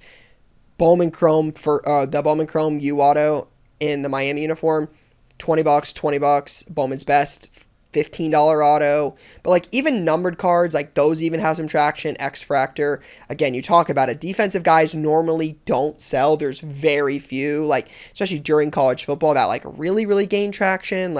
Travis Hunter obviously did both. He played both ways, won a Heisman. He got some traction. Caleb Downs moves pretty well. There's definitely a couple guys. But when you look at this, he's got some big sales too. If you look, a Bowman Chrome Orange Sapphire auto to $25. Okay. PSA 10. You want to take a guess at what this just sold for? I don't know if you know this. So it's his highest sale ever. Highest sale ever. So someone told me they sold a Fuchsia auto PSA 10 for $150. So I'm gonna guess that one is $350 then. $375. Highest sale ever. Just sold September 13th. So that would have even been prior to the Florida game. Auto to $25, PSA 10 of a defensive player for $375. Yeah, what's crazy? So I actually bought an orange auto, Ruben Bain at Shipshawana for $15. Shout out Shipshawana. I sold it. Yeah, best show in the country. And I sold it after week 1 or 2 for $50. And I was like, sweet, I made my money, I'm cool. And I don't know, he does have some injury concern, but that card's probably about $100 right now. So just insane his prices right now. Yep, definitely a sneaky guy right now. All right, moving on to number 2. Who's number 2 in Stockwatch up? Yeah, so this guy, I was pretty out on this guy. I wasn't buying him at all off season. If that was your guy, I was like, cool, I'm happy for you, just not for me, not my flavor. But Jaden Maeva, USC, I didn't like the way the season ended. He did play Notre Dame back-to-back pick sixes, and then he also played Texas A&M. 2 tough opponents looking back on it, but I was kind of out. I didn't start buying in until a week before the season. There were some odds. The the most passing yards in the Big Ten, and he was like minus 160. Next closest was Dante Moore, like plus 650. Wow. So like, all right, I'll buy some more. This guy led the country in passing the first 2 seasons. Didn't even play the second half of games. USC versus Michigan State looks unstoppable.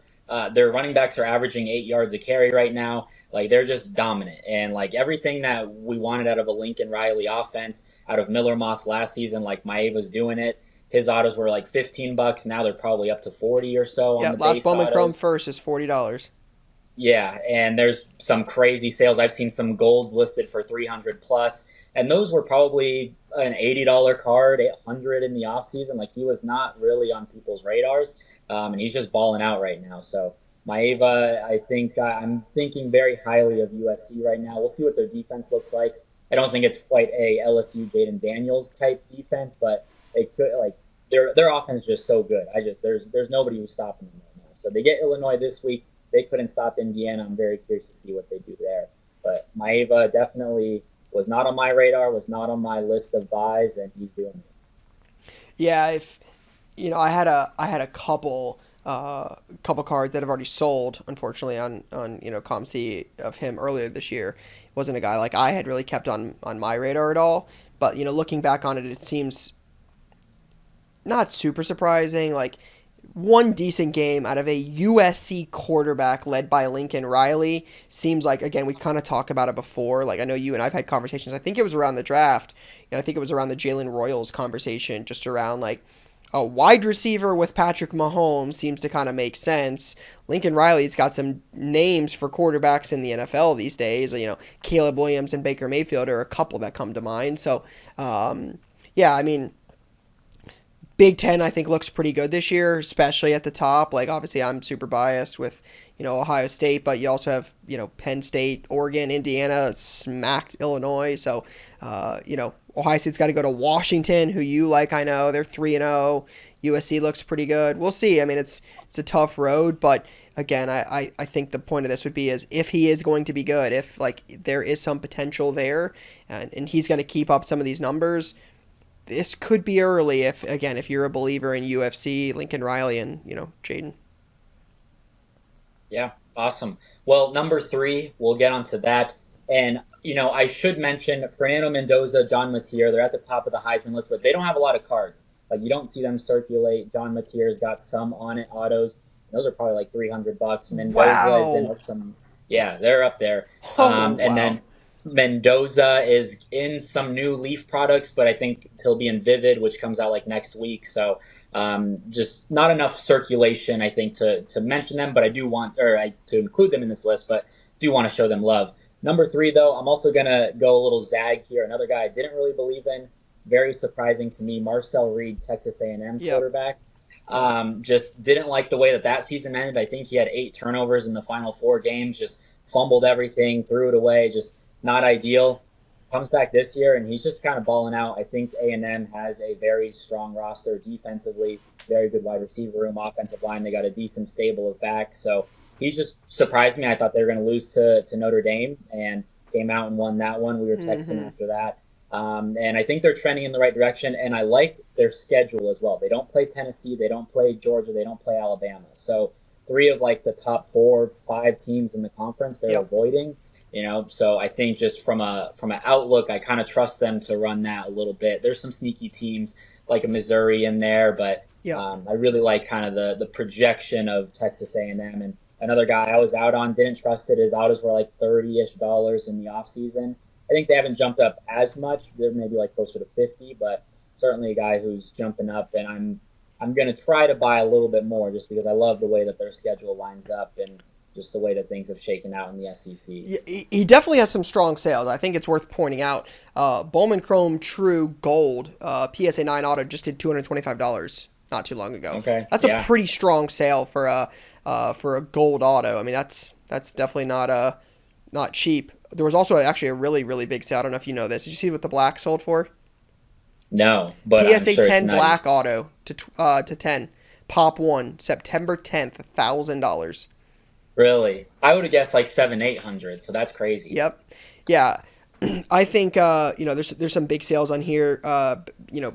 There's a Bowman Chrome Red Auto back in March did 600. A lot of sales. His better sales are more in the off season, but the black is a more recent one. An Orange Auto 10 just did 465.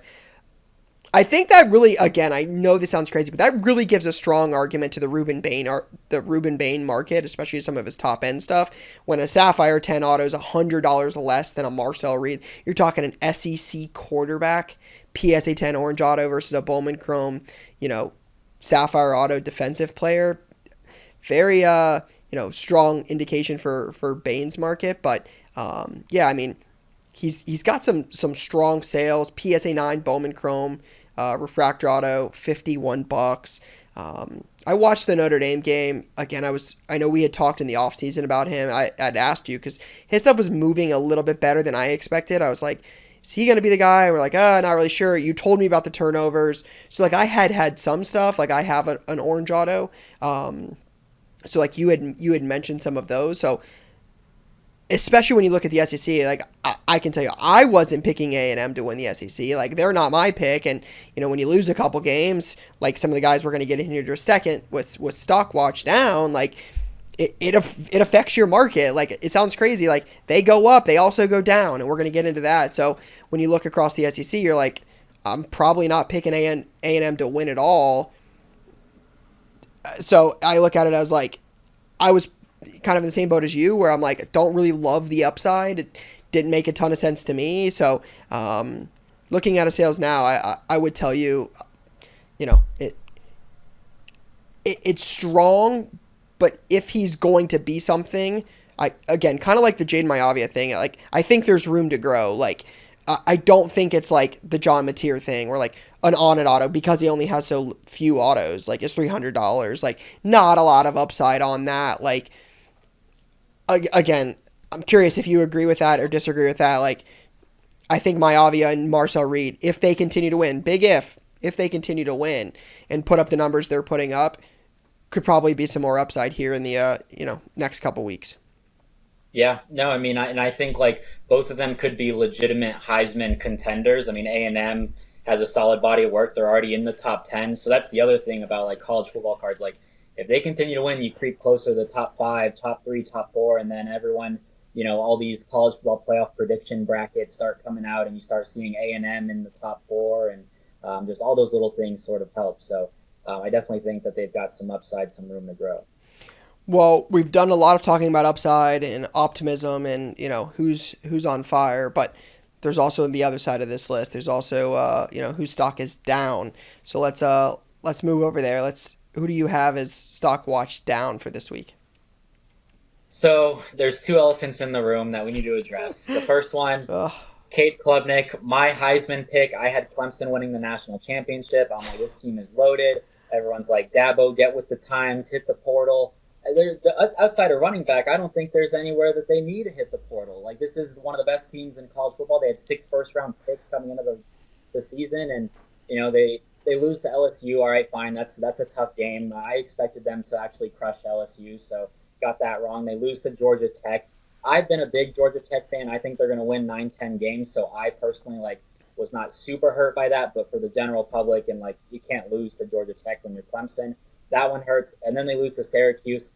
Another game where I'm like, I love the way Syracuse, they can hang up 55 on anybody. Maybe not anymore with Angeli going out with an Achilles, but that's like a tough game again. You shouldn't lose it with the talent that you have and the coaching. So I just don't know what's going on with Clemson in general. And Kate Klubnik, I haven't looked at his prices. I was in the mix with I recently bought an Orange Auto before they lost to Syracuse. I'm like, they'll bounce back. I trust Dabo. I trust all the talent they have. So it's not looking good.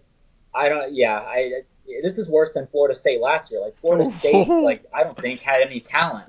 This is this has to be one of the greatest college football debacles ever. This is one of the most talented teams, and they're 1-3, and I don't understand what's going on. So Cade Klubnik, and from a draft perspective too, I know some people are like, I'll just buy the dip and hold for the stash. Like, I don't know if he's ever been in that conversation of like a huge draft prospect, even like a Drew Aller, and we have all these mixed opinions on a guy like him. Yep. Like, I get it. Kate Klubnik came from, I think it was Southlake, where Drew Brees and Nick Foles, and he's always had that kind of pedigree there. But I don't think that he's been a huge NFL name. So I'm curious to see does he have a Jackson Dart type resurgence? Does Clemson figure it out? Like, if they lose another game, this is not good. So, Yeah, Cade Klubnik is Klubnik. a guy, as you know, I've been pretty invested in for a long time. I've had some big Klubnik cards for a long, long time. Um, he still has some pretty strong sales. There's a recent PSA 10 sale for a base auto over $200.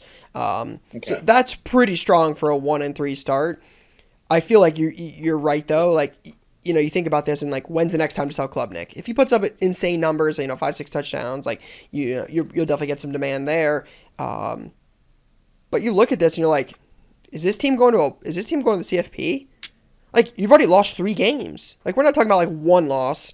We're not talking about 2 loss. Like 3 losses already. Like 12 teams get in. Like, the path to the CFP is bleak at best. So it's like, when's the next time to really sell Klubnik? Like, will there be enough optimism post 5-6 touchdown game? Like, if he still has it in him.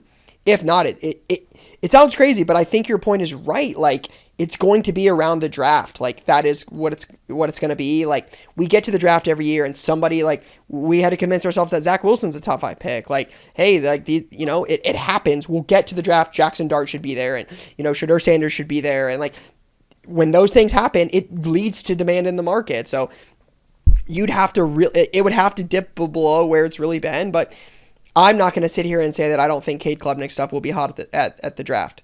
I'm not saying it should be. I'm not saying I would buy it. I'm not trying to, like, this is just a one man's opinion on where I think Cade Klubnik stuff will be. Right, wrong, or indifferent. I think just, again, based on some of the projections he's had, we'll get to the draft and be like, yeah, Cade Klubnik's going to be a first, second round pick, and there will be sales around his autos. Now, how much room is there to grow when you have a PSA 10 base auto for $235? I don't know if there's a lot of room off of that. Like, I'm talking, I was on ComC the other day and somebody listed a Lava auto to $199, PSA 9 for $50. The last sale on that's raw at $135. Like that, I'll take it. I'll take a PSA 9 at half off. That I think is a different argument. Like, I'm willing to buy that because you can flip that now or in 6 months. But yeah, I mean, Klubnik is just one of those big names, but I have a feeling the other 2 on this list are also in that category. Yeah, so the other elephant in the room, a guy that I've been high on, and everyone wanted Rayola last year, and I'm like, no, it's DJ Lagway, and had a tremendous freshman year when everyone was like, wow, this is the most brutal schedule. He goes 6-0 as a starter, rips off LSU, Ole Miss, Florida State, Tulane.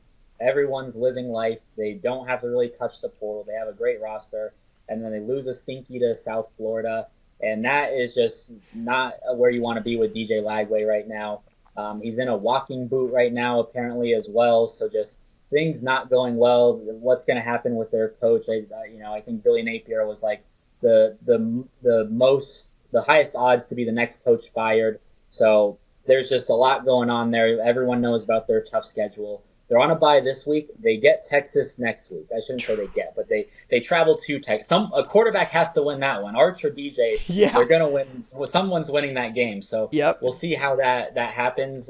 But yeah, DJ, I haven't looked at his prices. And to your point with Cade Klubnik, like a 200 base auto PSA 10 is pretty solid. I don't know if like the floor is dropping a ton on those guys, but it's just like, when is your next opportunity is the big one for sure. So I'm curious to see how DJ Lagway, just Florida, everybody responds going forward. Yeah, I mean, I can tell you Lagway stuff is definitely down. Like, I just know what we sold some stuff for of Lagway at the National. Like, he was hot for us for sure. Like, I don't think we sold hardly any Arch. We sold a ton of Lagway.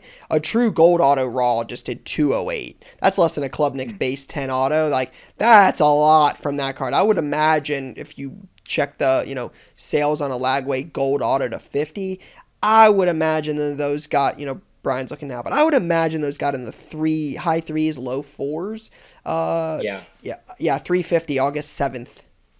Yeah, down to 208. Yeah, I would have guessed around 400 on a gold. 399 July 1st or July 31st, right at the National. 400, multiple $400 sales. That card's down 50% in just a couple games. It's going to be interesting because you talk about Texas, but if you also look like the schedule post Texas is not good either. It's not an easy schedule. It's not a walk in the park. I think they play like 6 incredibly hard games in a row, that team might not make it to a bowl. Yeah, yeah, that's been the concern. But I really believed in Florida and their talent, and I thought, it is a gruesome schedule, and I still think you win 8 games, and there's some shine that, hey, they went 8-4 with this record or with this schedule, and they're bringing everyone back again next year. So yeah, DJ not ideal. Yeah, Stock down. Texas A&M, Mississippi State, Georgia, Kentucky, Ole Miss, Tennessee, Florida State. Find me 5 wins in there. Yeah, that's that loss to USF is really, that was painful, because I just think from there you just kind of spiral downward. You lose a lot of confidence. So hopefully get right week with the bye and see what happens with Texas. That's a big loss to somebody next week. Arch Manning losing two games out of his first 3 or 4, and then Florida losing 4 straight? Yeah, 4 straight games. Yeah. Yikes. Not all right. good. Who's our third and final for Stock Down? All right, this one, it's easy to pick on Nico, so I'm going to give him a break just because I've picked on him enough. But I'll go to Lenora Sellers, and maybe this isn't super justified, but I just feel like, let's say we did this, Bowman releases at the beginning of the season. Yep. His autos would have been through the roof. He probably would have been up there with Lagway and maybe even higher. Just everything about him. People say number 1 pick. There was a GM and scout poll, and most of them had him going number 1 overall.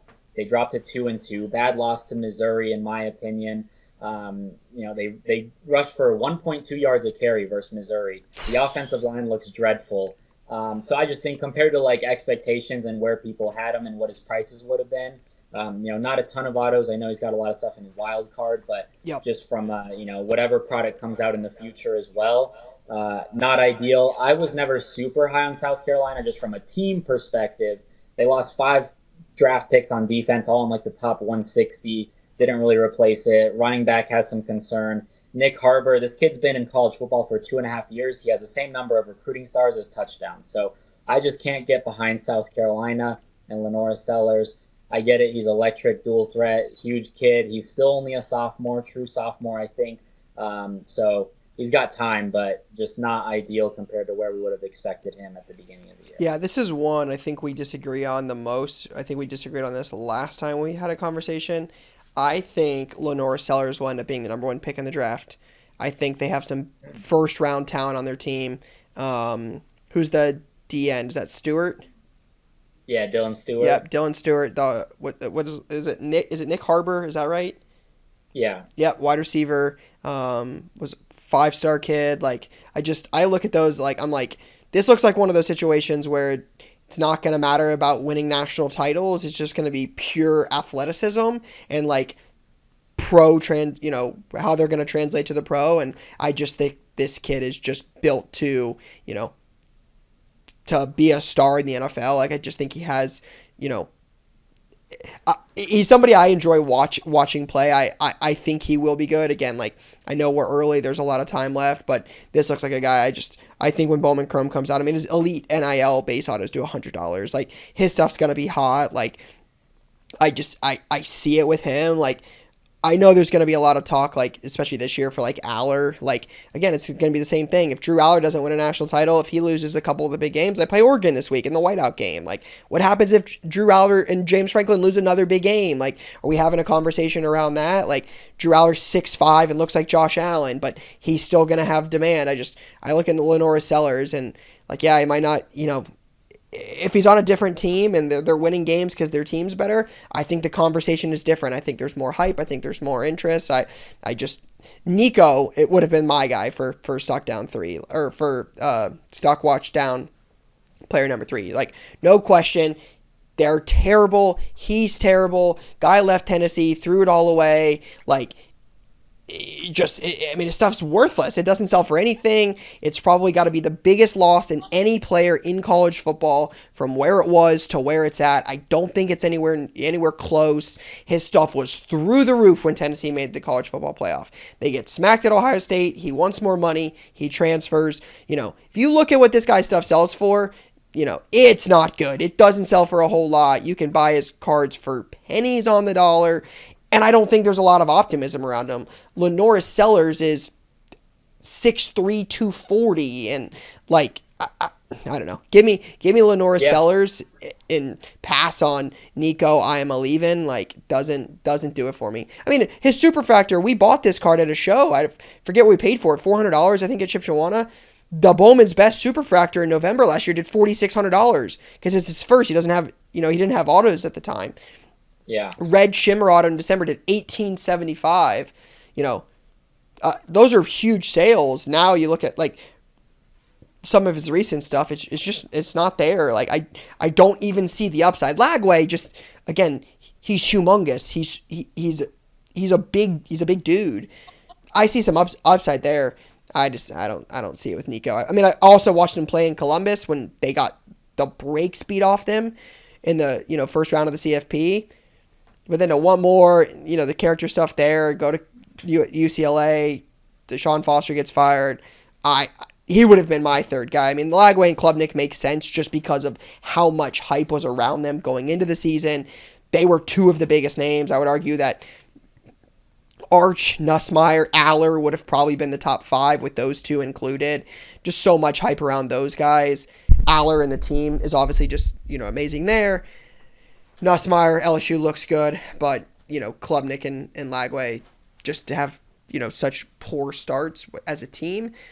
Nico just doesn't look, the part for me. So I think Lenoris Sellers and Nico is probably where we would disagree. I think that's one I think I'm going to ride the Lenoris Sellers train until the wheels fall off. And that might be, NFL draft time because I see some hype building for him around the draft. Yeah. No, yeah, Nico was a very clear number 3, but I wanted to go Lenoris. But here's the thing. So another thing with college football cards, the transfer portal, again, I've been so far out on Nico for a very long time. Yep, sure. But it will be interesting to see if he hits the portal again, what is his market like? And is there any merit? I'm out on Nico, but is there any merit to potentially scooping some stuff now and seeing what happens in the portal? If he go, and I don't know what his market would be like, but does he go to a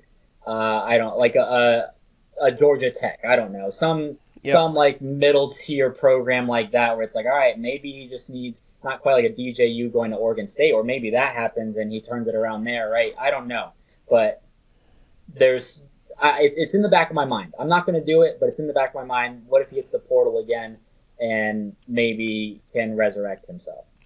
Yeah, I think the question would have to become at this point is there more room for these cards to drop? Again, Correct. You just look at it and you just look at the upside. Like, what is the immediate upside on this card? Like, I think the portal's an interesting, option for him.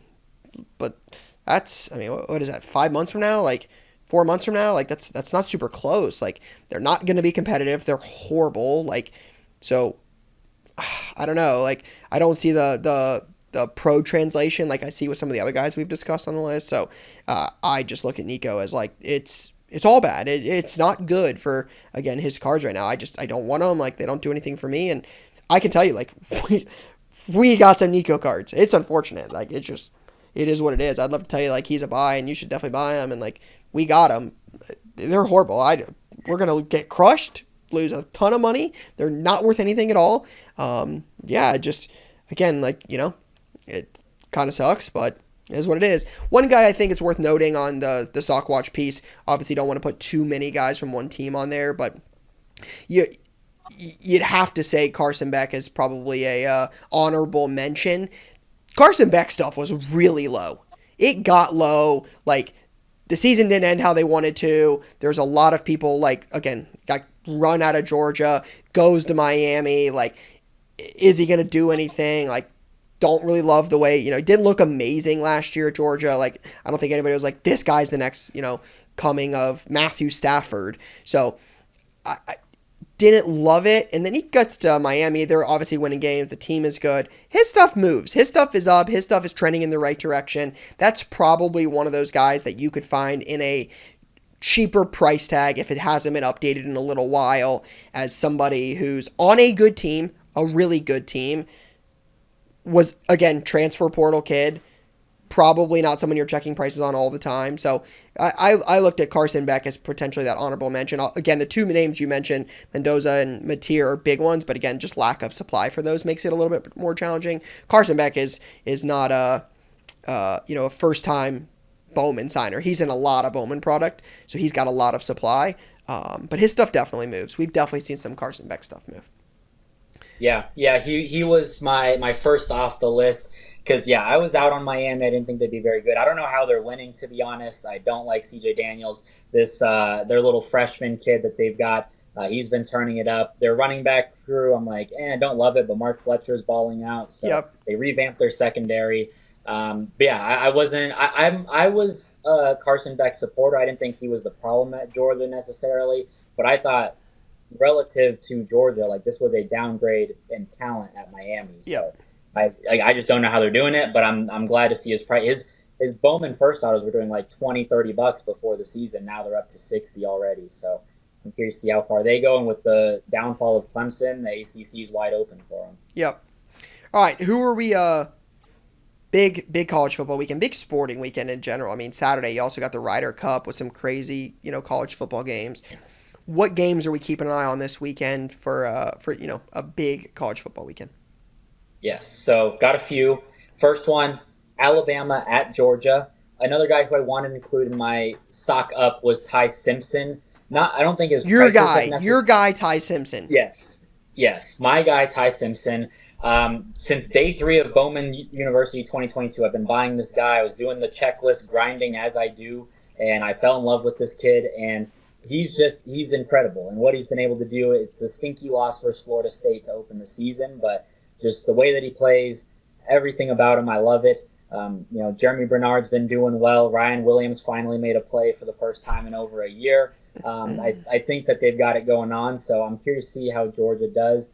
Gunnar Stockton, to me, also not my cup of tea, so kind of like a Maeva Reed, just watch him be a Heisman finalist, but I like Alabama in that one. I'm watching that one. I hope Ty Simpson can win that one. That should be a pretty solid one. And then if we want to go back to a game that you mentioned, Oregon at Penn State. So I get it. The whispers are becoming louder with James Franklin and such, but I feel like this is one of the first times where he has the better team talent-wise. Like Ohio State, Michigan, all those games that he can't win, I don't think he ever had the better team. He's always beat the teams that he should, but just can't beat the better team. I feel like going in versus Oregon, he has a better team, but Dan Lanning is also just a crazy head coach who can get his guys up for any game that I just love. So this one, I think it will be very bad for Penn State if they don't win this game. I like just kind of the veteran leadership that they have. Drew Aller, their running backs, their wider, just their pass catchers in general are better than last year, even without Tyler Warren. Their defense, another guy to watch out for, denied Dennis Sutton. His base autos are up to like $25-$30. So I trust them a little bit more. Oregon just feels a little young. But Dante Moore, I was out on that kid as well when he was at UCLA. He's been turning it up. He looks like he might be the truth. And there was a quarterback battle in the spring with him, and people were kind of up and down on him, and now he's kind of doing the thing there. So those are kind of the two games that I'll start with there. Yeah, obviously, so I'll get to one in a second. Obviously, Ohio State travels to Washington this weekend. Your boy, Damon Williams Jr.? What is he, 5'9"? I mean, he's got to be little quarterback, but fast as can be. It feels like a sneaky game. The line started at 13.5, and it's down to like 8.5. Ryan Day is 6-0 off of the bye, and in his last 6 games, I think he's like 6-0 off the bye, and average margin of victory is like 41 points. Like, Ohio State's had some time to prep. Like, it's going to come down to, like, can we protect Sayan? Like, Ohio State has the better roster. I don't think there's any doubt. But Washington's got 22 straight home victories. Like, that's not by accident. You know what I mean? Like, I'm not exactly thrilled. It doesn't seem like this is going to be, like, I was a lot more scared about Illinois if you asked me last week. Now I'm more scared about Washington than I am about a team that gave up 63 points on the road to Indiana. So I think Ohio State's got some playmakers. I think we're going to see some Stockwatch later in the year when we start talking into the college football season with Arvell Reese, Sonny Styles, Caleb Downs. Ohio State's got some dogs on defense. obviously the best offensive player in America, I will tell you, is Jeremiah Smith. And, he plays for Ohio State, so I feel pretty good if we can throw that guy the ball. Again, super biased. Looking forward to that game. But I would be lying if I told you the most intriguing game of the weekend for me is not Penn State and Oregon. This game has so much riding on it. I would tell you Penn State has one of the more talented 1A, like one of the top 3 rosters in the country. One of the top 3 rosters in the country. Playmakers all over, a leader and a veteran at quarterback, future top 10 draft pick. You've got, stole Jim Knowles from Ohio State. Shout out Jim. Seems like this is, going to be a massive game. Whiteout at home. When a team like Oregon comes to town, Dante Moore is balling.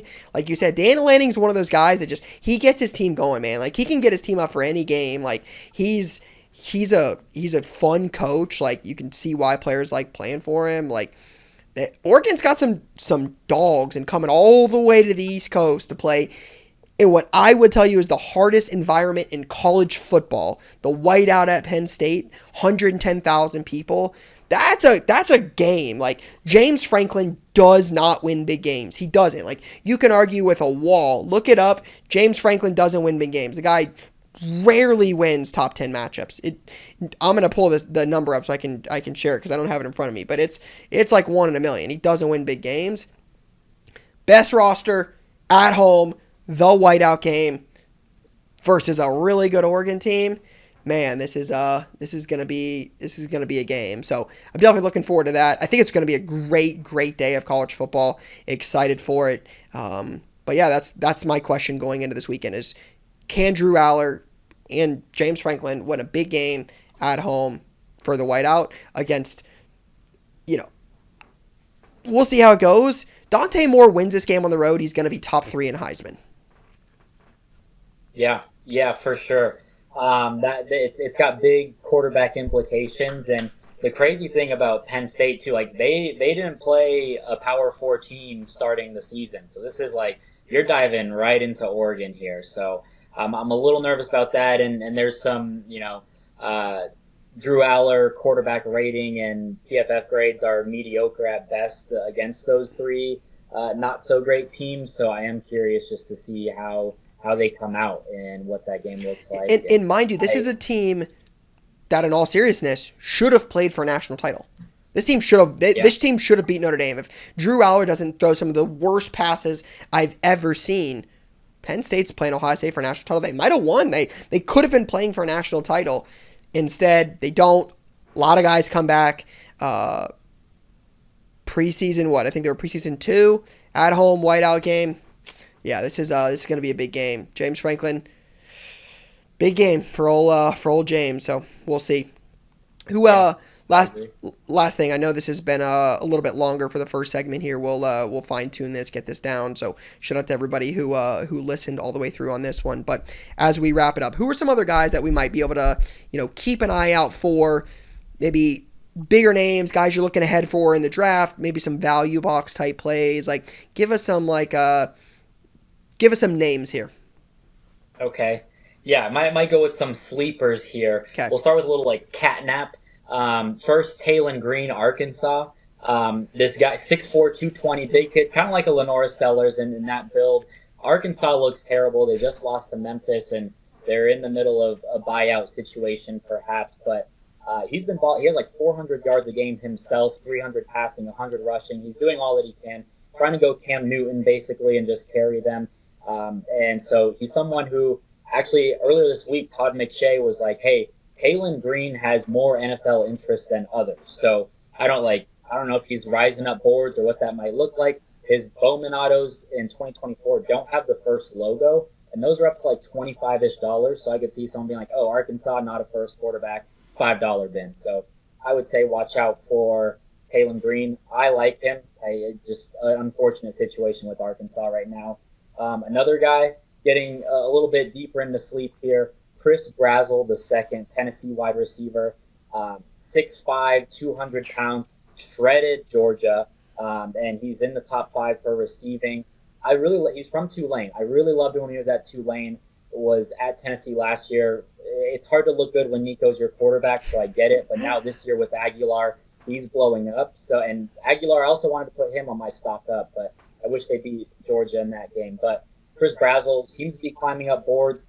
And wide receiver this year in the draft, wide receiver one, we've talked about this, like Carnell Tate, Denzel Boston, Mekhi Lemon, Elijah Surratt, Jordan Tyson. There's all these, like, there's no bona fide number one receiver. Maybe it's Jordan Tyson, but McShay is also saying, hey, Chris Brazzell could be wide receiver one. And I'm open to that conversation for any of these wide receivers. And I love the size. I think size kind of separates a lot of it, like a Tetra McMillan last year, and just what they're able to do after the catch. So Chris Brazzell. Now, if we want to get into deep REM sleep here, I'm going to hit you with this one. Robert Henry Jr., running back, UTSA. Oh my God. Crazy. This kid, Ryan. This kid leads the country in rushing right now. And 2 weeks ago, he rushed for like 200 yards. I went to go check to see if he had cards. He has autos in Sage. They were like $3, $4, $5. And I'm such a sicko, always throwing darts. I should have bought them. They're up to like $25 right now. Holy! And it's insane. A Sage UTSA running back at $25. He leads the nation in rushing. I don't know. I can't imagine he gets like an Ashton Genty type hype, but I mean, it's just like, who would have thought this kid leads the nation in rushing and his Sage autos are 20. You could still probably find this in any sort of value bin for $1. Yep. And I think that's the thing with like the Taylon Green thing. I go back to the transfer portal piece you mentioned earlier, is I think some of those guys, like the Taylon Green specifically, can be sneaky because they have cards previously for other teams. Like Taylon Green's also got Boise. I think his first is Boise State, isn't it? Yes. Yep. So you got the Boise State first. He's now at Arkansas. Do people know that that's who that is? Like, there's a couple times that's happened where I'm like, oh, I didn't realize that's the same person. Like, I didn't know that. So when you picture them now, they're on their current team. But some of with NIL, they've got cards in Bowman's Best, Bowman Chrome for previous teams. So Taylon Green, a guy like that, can be sneaky.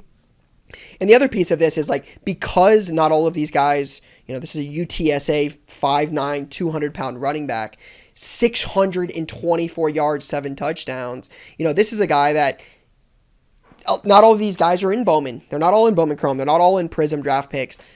They might have On It. They might have Sage. John Mateer is a perfect example. Sometimes that leads to opportunities with these guys in value boxes. A lot of people see Sage and Leaf Autos and they're just like, okay, these are value box cards. Like, these are not going in mags in my showcase. Right, wrong, or indifferent. I'm not here to argue that. But from me talking to a person that has made a living and made a brand buying a lot of that stuff and flipping it, I think you could attest to the fact that like a lot of these opportunities for some of these guys exist in value boxes. If you're going to a big show, there's going to be plays to be made with some of these guys in there right now. Yeah.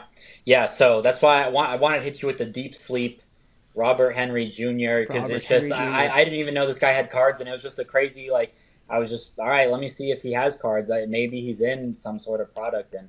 It was Sage, $20 now. You can find it.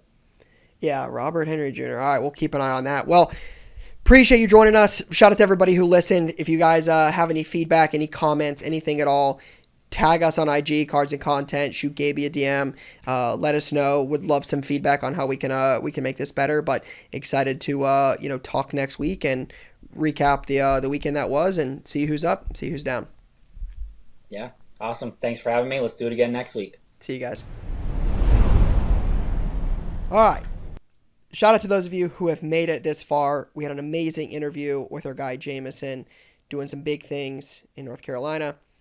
We got to talk to our guy Gabe, new segment in the podcast with Stockwatch. Excited to continue that and to see how that grows and how that transforms over the next coming weeks into the later parts of the college football season. But as we wrap it up today, we've got to talk about latest launch. I previewed this earlier in the podcast. This might be one of the craziest weeks we've ever seen on this podcast for latest product launches. It is insanity, so much product. Bowman Chrome Baseball dropped yesterday. Big release there. And today we're going to see some really big products dropping as well, and even some into Friday. I'll get into those in a second. Today, 24th, Immaculate Basketball. Prism FIFA World Cup Soccer. Big soccer release. Disney Topps Chrome Hobby. I'm excited for this. will, if you guys follow the channel, if you follow my page on Instagram, I love collecting Disney. It is something I really enjoy collecting with my wife and my son. It's been a lot of fun. It's something I love to collect with them. So definitely excited to rip into some 25 Disney Chrome, give you guys an idea of how that looks. I'm looking forward to ripping it with my wife and son, reporting back on, how we do. Artifacts Hockey 25-26. So moving along here in some of the hockey product. Royalty Basketball. We've talked about this, I think, one other time on the podcast. I loved Royalty Tennis. I thought Topps did an incredible job with that product. I actually think that drops tomorrow. Yeah, it does, the 25th. So that'll drop tomorrow. Royalty Basketball, high-end basketball product, $600+. This product for tennis was amazing. They've done tennis and UFC. They don't have the licensing. It's 23-24, so this is going to be back another year. This is going to be more Victor. But I think this will be a product that Topps really builds out when they get the licensing. We're not far from that. I mean, we didn't talk about it today, but the next time we record this podcast and the next time we drop a podcast, Topps will have got the basketball license. That it's here. That time has come. This release will not have the logos, but I think this is a product that Topps will really do a good job on building. I saw it with Royalty Tennis. I'm excited for this product. I'm excited for the future, versions of this product with licensing, with logos. I think this is one that will be a big piece of the Topps brand across all sports. Eventually football when they get that, and some of the other sports they have licensing for. So excited for Royalty Basketball. I think Topps will do a great job on that. Probably the biggest release of the week, I don't think there's any doubt about it, is Flawless Basketball. Insane prices for what these boxes are going for. 10 cards? I'm not as big into basketball as I am to football. I'm pretty open about that. But basketball is still a big part of our brand. And, some of the rumblings we've seen as Panini has kind of released a lot of these last couple products is that a lot of them have just been loaded up as Panini is losing licensing, getting out of some of the stickers, some of their stuff, and just loading up this and these end products. 1-on-1 basketball, mosaic basketball. You have Immaculate today, Flawless on Friday. How are some of these basketball products going to look as Panini, sets sail on the basketball license and turns it over to Topps? We have been asked by half a dozen breakers if we have Flawless Basketball for sale. So I know there's an insane amount of demand for this product.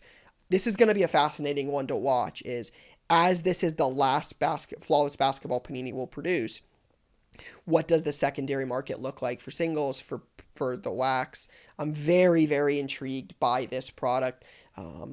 Again, the timing's a little odd with Immaculate and Flawless coming out the same week. That's just, not normal, but when you're losing the licensing, that's not normal either. So some interesting circumstances around this release, but a major release to end the month of September as they pass on the basketball license. Immaculate Soccer 24-25 comes out this week. So two big soccer products, again, both from Panini, Immaculate Soccer and FIFA World Cup Soccer. Pokemon Mega Evolutions Booster Box. I'm not the biggest Pokemon guy, but I've heard a lot of interest in this product. Excited to see how it does. It's been a little minute since we've gotten a good Pokemon release. Not saying we haven't had a great Pokemon product. There's been plenty. Just been a little while since we've got new, fresh inventory for Pokemon. So I'm excited to see what a fresh Pokemon release does in shop. Topps Finest WWE. And most importantly, we saved the best for last. This Friday, the 26th, Ohio State NIL University Collegiate Hobby drops. We talked about this happening before with UConn when we talked about it and previewed it on this podcast with what it would be like if other schools had product. Panini did an NIL one for UConn. I actually ripped a box of it, hit a Paige Becker's auto to 10. I couldn't tell you. You couldn't imagine how excited I am for this product. Rocking the Ohio State National Champs jersey or shirt now. Ohio State is a big part of our brand. It's a big part of our business, big part of my life. A product that has all Ohio State in it with Jeremiah Smith Color Blast. I think there's a dual, might be in Prism Draft Picks, but I know there's Caleb Downs has case hits. Big time autos, big time case hits, big time chases. Not a very, very expensive product too. It's going to be super affordable. We will have plenty of it for sale. A ton of it for sale in shop and on our Whatnot page and on our website, cardcollection2.com. I'm beyond excited for this. Excited to rip it. Probably rip a couple cases, make some content about it. yeah, to see the UConn one happen, I know Alabama had one with Topps. There's been a few other ones, but a full NIL product that is all Ohio State. I got to rip a couple of these at an Ohio State game because they were in one of the team stores. There were blaster boxes available for like $30. But now Hobby's coming out. Blasters should follow very soon. Beyond excited to see an Ohio State exclusive product drop on today's college football market. So big release week. Finest WWE, Pokemon, Ohio State, Soccer Immaculate, and Football Immaculate, or Basketball Immaculate, excuse me. FIFA World Cup Soccer, Artifacts Hockey, Flawless Basketball, Royalty Basketball. Crazy release week. So longer than normal episode. Shout out to you if you made it this far. Hopefully you guys found some value in this one. Drop those comments. Let us know. What can we do? How can I continue to provide value? How can we continue to improve this podcast? Any feedback is great. We'll take it all, good, bad. Let us know.